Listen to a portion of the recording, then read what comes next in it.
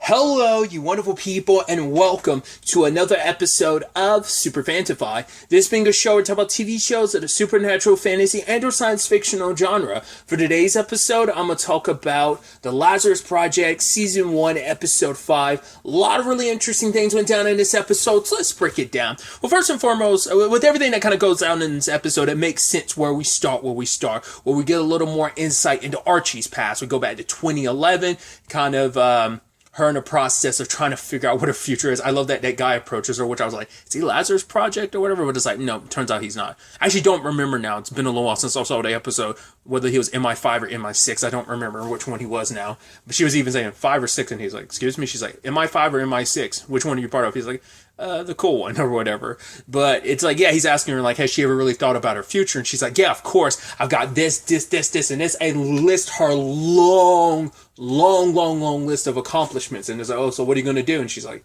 I have no idea.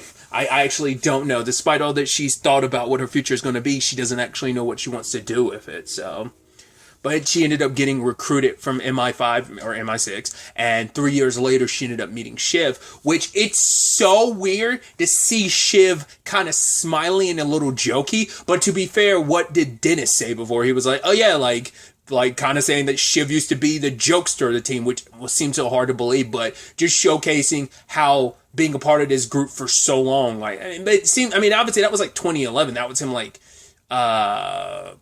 12 years ago, but also that's 7 years before everything went down, you know, with Janet and Dennis. So that ended up shifting a lot. I think he stopped being the jokey person. Like, who knows? At karaoke, he might have been the man, and he just said, like I said, Dennis kind of made it seem like a lot changed for him. But it's like, yeah, now having the context of what happened to him, what happened with Janice and Dennis, like how much that affected Shift, how much he blamed himself, it makes a lot of sense. But it's like, wow, his personality seems like they shifted a lot, you know? So, like, the fact is he's kind of having a little fun with the rewind, because it's like, yeah, we kind of already had this conversation, so things have already rewound once, because she's on the cover taking down a very, like, organized crime dude, but Shiv is like, you don't want to do that, because that sets in motion some other stuff. And what I think is so interesting is the example he uses of, yeah, right, like, the fact of the matter is someone kind of like was running late for something. It's like you're going somewhere, you stop for 20 seconds to feed like a cat or something, and then you kind of get stopped at just, it's all about timing. Like, right, that extra 20 seconds could end up changing so much. And then it'll kind of referencing like Princess Diana's circumstances of just like how different, like one step one way and changing your schedule just a little bit, that 20 extra seconds of like, hey, if someone else had fed that cat, someone would have not have stopped to feed that cat, that could have changed the whole incident type of situation. So, which the way he was talking about that was like, I guess he used that as a situation, I guess the incident, but I'm like, that's not how like her circumstances played out. Like, how, like, wasn't it like, I mean, I could be mistaken. Not unless that's supposed to tie into the overarching thing of like, wasn't it paparazzi hounding her? It's the right reason. That's why I was kind of confused, but not unless that's other elements in the story that it's like, no, like, you know, maybe someone else, or maybe it's just, like I said, it's just kind of like a like maybe he just threw Princess Diana in it as in this giant metaphor just to give like something big and tragic that's like something that could have been like shifted things and going just a little bit different. Just like the smallest shift can have the biggest effect. Because I even love his breakdown of like, right, like any like cataclysmic thing ever happening, it's never just one big thing. It's small little things that build up until it turns into that cataclysmic like climax. And it's like, yeah, that, you know, because I think that's also a point that Archie had made previously, didn't she? Or just like, you know, just like how life is just these, it might even been Shiv himself that made the point of just like life being like these small moments culminating essentially. And that's what this all was, sadly. And so obviously his first conversation with Archie didn't go well, and we had later on find out the context of, well, why it didn't work out well is because he shifted things because he's like, oh, like maybe by me getting this burrito, I'm saving the world. Once again, that's him being cheeky because he changed things because by getting that burrito, he stopped that burrito truck from being there and their progress being stopped and because they're being chased by the police. They don't want any witnesses. So Cunningham ends up killing the guy in the truck, and that trauma shocked, it was already like she was adamant about going after him, but that was kind of like that guy dying, blood flying on her face, and just, it's like, right, you're undercover, you couldn't do anything to stop it. Who knows whether he probably did anything directly like that in front of her, where it's like, hey, at least I could change some stuff. Some other stuff he's working on, I'm deep cover, I can't do anything about. This, it was just, it's right there in front of me, I can't do anything. It's just like, no, this guy's a bad guy, I need to take him down. So that motivated her to kind of be a little reckless. She ended up, getting fired for it in the end, and it's just kind of like, I love later on Shiv asked her, like, right, if you could do it all again, she's like, I would do it all again. He's like, that's good to know. So he was more prepared on a rewind, even was cheeky about the fact is that, oh, I brought this thermos with tea and stuff because you might not have any tea bags here, because he already knew, because she did. Once again, it's just like using the timey-wiminess to your advantage like that and being cheeky. So I thought that was so fascinating. To kind of really get, and I think that in itself endeared her a little bit more in realizing he was cheeky, but also, right, she let Liam go. I don't think his name was Liam, but Cunningham go this time around, and later when he ends up dead, she thinks Shiv has something to do with it, but Shiv is like, I didn't do it. She's like, are you lying to me? He's like, no, but I will lie to you at some point. I might not be lying to you now, but I will lie to you at some point. So do know that is a possibility. I'm not going to be like, oh, I'm never going to lie to you. It's like, no, I will lie to you at some point in time. Just the question is when and about what. So, but because Shiv had ultimately, this time through, kind of explained everything and kind of recognized her skills. And it's like, right, the Lazarus Project told her what it was all about and her, aptitude for it. So we finally get to see, we've talked about it, but we've never seen the actual, stuff that they give them. Like, the way Shiv explained it, and it's like, it makes sense, but it's just interesting, really, them breaking it down in the regards of, how it operates. It's like, right, no, not many people can remember the time jumps because their brains can't process it. So, they end up rejecting, any previous timeline. So I guess, it's implying, the reason why this shot worked is the memories are there. It's just, it's too much for the human mind to process. So almost like a trauma, it seals it away, and this injection bubbles it to the surface. And once again, we've heard about that before of it can drip feed in, or it can hit you, as Shiv kind of refers to it as the wave. I don't know if they refer to it as, I don't remember off the top of my head whether they've referred to it as the wave previously or not. But I love that he did the calculations, and once again, just the little details of it's something I've thought about, but when you put it into numbers, it is fascinating. He's like, right, you are 23 right now. With all in your lifetime, we've reset time 15 times, and basically breaking that down into the intervals of how much time has passed in between some of those resets in her lifetime. It was a grand total of 98 months. So basically 8 years of your life in grand totality had been undone. And it's that's wild. Because it's in that time frame, she would be 31 right now. It's like I said, it's already something there of, especially when you think about, once again, we don't even know how many times they reset time in the summer of 2018. And once again, we saw what that did to Janet and Dennis. We saw what happened between Sarah and George. Obviously, that was kind of the more funny how life works out of you keep meeting, and just sometimes it worked out, sometimes it didn't. This particular time frame, it did. So on and so forth type of situation of just how many ways that night ended up playing out.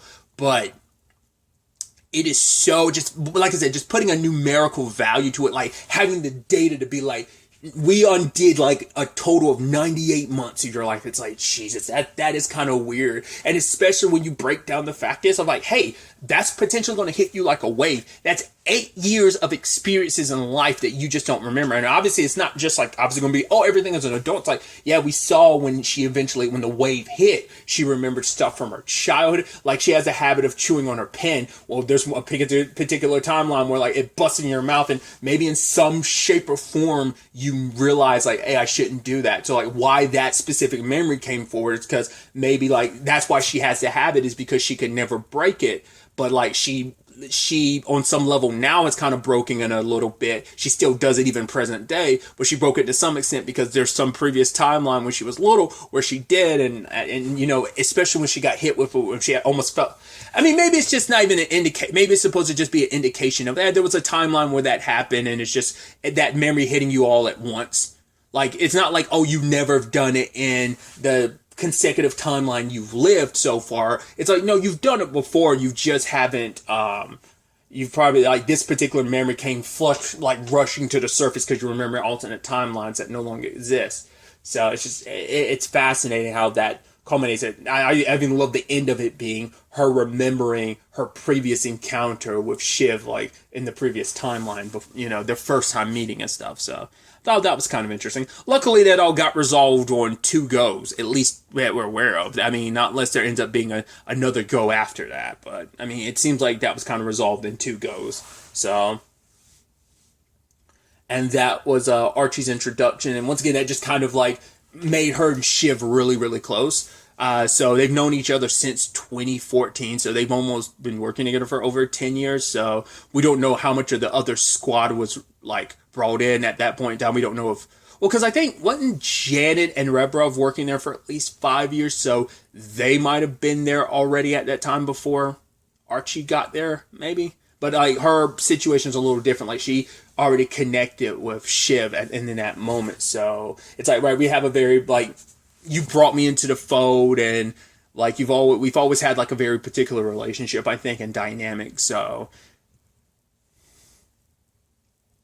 picking up present day after Ryan got killed, it's like, okay, what's going on? Why did you do that? It didn't make any sense. It's like, and even Wes being like, yo, there seems to be a lot of things we don't know in the site. So I need you to figure out what we don't know and why we don't know it. So I love that she's going on, like checking Ryan's desk. Like, did we have any IT people? It's like, no, it's Ryan. I love that Dane just kept bringing up Ryan and Ryan. It's like, wouldn't it have just been easier? Archie just be like, Ryan can't come here because he's dead, but you just kept going and not, you're like, well, Ryan's not going to come back. It's like, is Ryan not coming back? And it's like, don't you realize and see the alarms going off and people running around? He's like, oh, is this going to be like a world anything happening right now? And he's so calm and collected, but I guess it's like, yeah, that's just the nature of the beast of the job and stuff. So it's just like, yeah, like the only IT guy that was working at the time was Ryan. So it's like, get not one of them here, all of them here, because we got to figure this shit out. So it's especially because they don't know where George and Shiv is, and especially when Dennis is teasing like, oh, I'll tell you who's the one. The reason why I killed Ryan was because I received a message. It turns out there's a mole in the Lazarus project,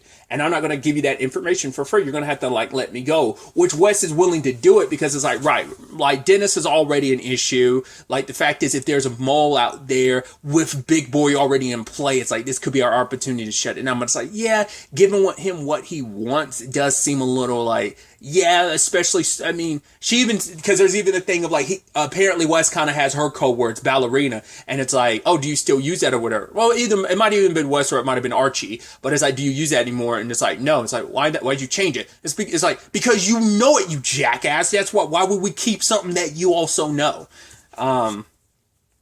But he points it towards Shiv, which makes perfect sense because George passed Ryan the message and made it seem like Shiv is the one that passed. I mean, because Ryan was calling Shiv, was trying to contact Shiv through his phone, so it makes sense. Like, hey, you passing on to Shiv. And then that moment, Dennis knew, like, all right, I got to put all the blame on Shiv. Because he didn't know that Shiv followed George to Romania, so. Everyone's at least a little bit more open to the possibility. At least some of the group is. I was like, oh, Pavlov's cat. And I was like, isn't that Schrodinger's cat? And it's like, yes, it's Schrodinger's cat. And I was like, who's Pavlov? It's like, oh, apparently about the thing of like ringing a bell in your dog. Which I love that. It's like he basically mixed up like 2 kind of experimental things that just kind of switched in the names or whatever. But when it's all said and done, Archie is the one with the biggest reservations about it. But she has to leave the possibility opening, but she just doesn't believe it. Like having flashbacks of like their history. It's like she can't bring herself to believe Shiv but they have the motivation because it turns out he was sending money to Janet, and it gave them the need. Like I wonder, did Dennis already know that was Shiv always going to be like your fall guy, especially when you got George involved? You're like, okay, Shiv is going to be our fall guy if it ever comes down to it. The only reason why George knew to kind of put it all on Shiv is because he noticed it's like, right, Archie's calling me and it's like, right, I got to cover this up. Like they're eventually going to ask me questions. So I'm like, cool, I can at least buy myself more time by putting it all on Shiv, and they're going to be focused on him rather than focusing on me. I'm like, oh, I'm here in Romania following a lead, which I love. It's like, are you in a car chase? Like, no. She says, it sounds like you're in a car chase. I'm not in a fucking car chase. Just focus on this right now. But it's like, yeah, Shiv had been paying someone using like crypto to pay someone, and it's Blackbird, and that ended up being Janet. It was his kind of restitution, and I'm like, I guess, like I said, we don't know how often and how, because they probably haven't seen each other in years, but Janet and Dennis had to be in some form of contact, but maybe they weren't. Maybe he just reached out, like what their communications was like. We still don't know, but he must have known that Shiv was paying Janet to be able to kind of go with the flow, or maybe it's just that thing of, all right, I already know to kind of put it on Shiv. Either he already had that pre-knowledge of, yeah, I know Shiv has been sending money to Janet to kind of support her. But then there's also just kind of like, hey, I let Archie fill me in enough that all I had to do was like, oh, it's Shiv, and he has enough guilt over this that he could be the insider. So I don't remember if she volunteered that information about him paying Janet. Might have volunteered that first before Dennis said anything, like definitively enough. Like he already was like, oh yeah, it's Shiv, because he told Wes, and then Wes kind of brought that up to Archie. So he probably waited for her. I think he waited. I think she brought up the whole him paying Janet first, and then he just kind of built off of that. I think, like I said, I could be misremembering that.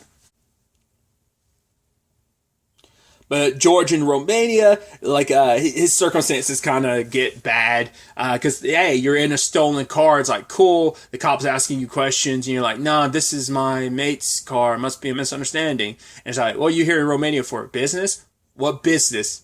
My business? And then like leads into like a high-speed chase with the cops, and he's kind of like, oh man, I got away. A cop crashes into him. The trunk opens. He sees Shiv's body. He tries to like arrest George, and George like, I was like, all right, what are you gonna do? Like, knock the gun out the guy's head? Are you about to I was wondering if he's gonna do it before, but he didn't, which led to the whole chase thing. But I'm like, are you really about to kill this cop? So he swings the door open. The guy gets hit by the door, falls back, gets hit by a truck. I was like, Jesus, that's got to be a little traumatic, considering like, I mean, it's not the same thing, but it's like, well, it's kind of similar to what happened to Sarah. I was like, Jesus, George. And then George ends up killing the truck driver. He's like, fuck.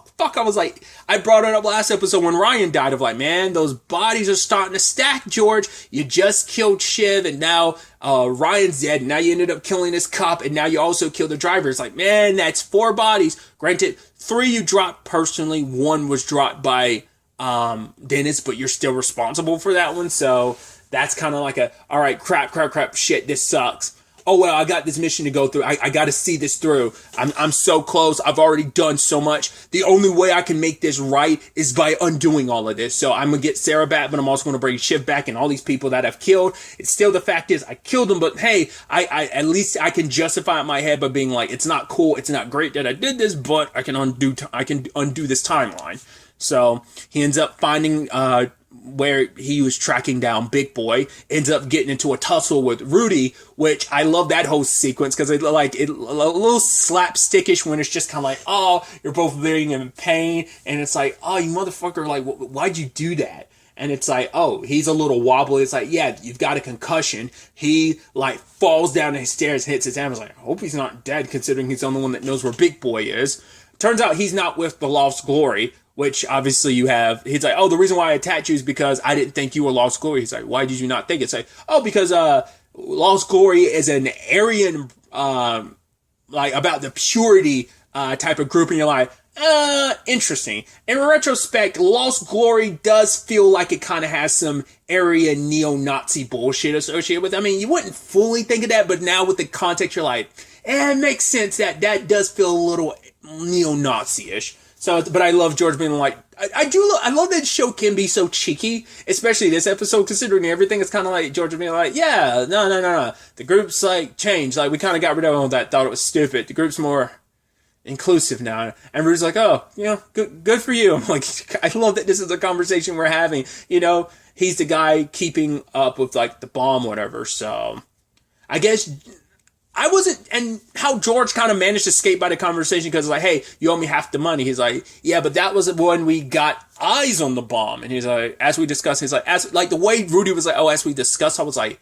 is that really what they discussed? Or did George just get lucky? Or is it a thing of like, Rudy was like, sure, okay, whatever. He seems super okay with it. I don't know if that's just kind of, hey, that's just Rudy being Rudy, or whether George really just looked out and it's like, right, the discussion was after we see the bomb. I mean, I guess it's just like, right, they probably wouldn't. I mean, any bad guy type of situation would be like, no. You get paid once we see the merchandise. That kind of makes sense. So I think he did just kind of get lucky in that regard.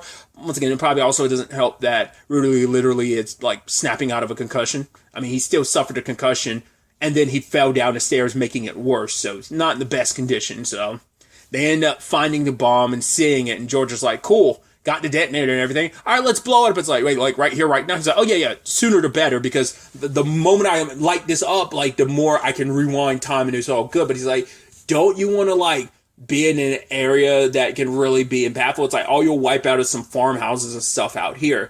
And it's like, George didn't think about that because he's like, yeah, he's not thinking like a bad guy, but it's like, if you want Sarah back, you need to detonate this. The effed up thing is you need to detonate this in a very public pace. You need the detonation to be so massive and destructive that the Lazarus Project has no choice but to rewind it. Like, if you pick like a desolate enough area, he's just kind of like, all right, I want to fire it off now. But Rudy had to be like, nah, man, that's not very villainy. Like, shouldn't you want a more public place? And he's like, yeah, you're right. It's like, shouldn't you also figure out the blast radius? What? Like, finding a way to kind of not be in the blast radius? Wasn't really thinking about that type of stuff because he's kind of like, well, he's not trying to escape the explosion because if he's like, if I do this right, but I guess it's like, right, I got to be alive long enough to see that the Lazarus Project actually rewinds time, because if I die in the process, it's kind of going to all be a moot point, so it's like, right, let's go find a place to, like, blow this baby up, so...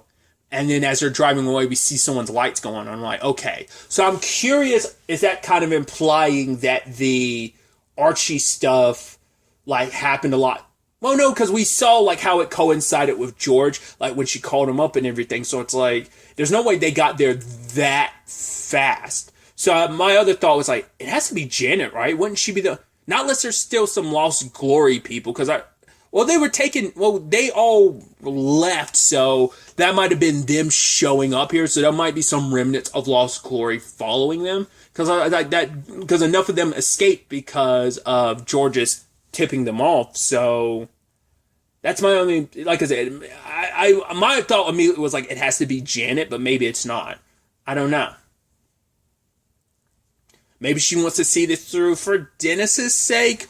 Or maybe she just could. I mean, would she even like come here spend enough time with George and likes George and understands why he's doing what he's doing? Once again, it was always supposed to be him who pushes the button. It's going to be on him. But I'm like, I don't know beyond that.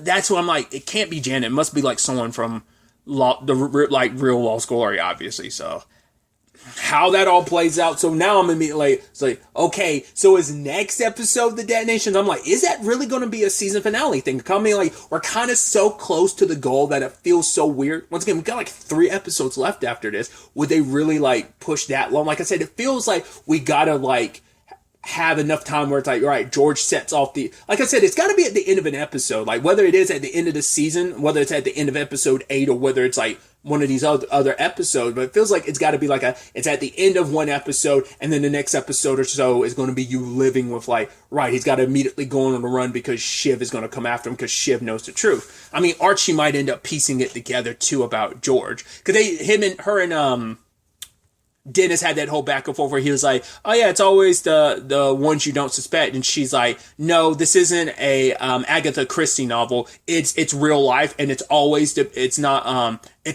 people you suspect, kind of being like, yeah, it's typically the first person that you kind of figure out. That's the most obvious choice. It usually is. So I guess kind of referring, it's not an Agatha Christie novel where it's like, oh, there's twist upon twist of like, it's the last person you'd suspect type of situation. So I'm interested to see how, like I said, how this continues to develop. Like I said, 3 episodes left, and how this whole thing plays out. You know, is George going to get cold feet? Probably not, because his last motivating thought was kind of like, up Sarah, I'm like, yeah, I'm this close to my goal, my ambition. So it's like, all right, let's get in the truck and move. So obviously there's going to be a wrinkle with whoever that is in the car that's following them. So not unless that was, like I was about to say, not unless that was some cops or something, but not unless it's someone tied to Rudy that was following them.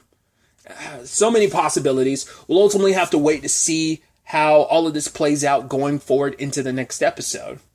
But really, that's all I want to talk about. Until the next time we meet, be happy, be safe, live life to the fullest, and enjoy it.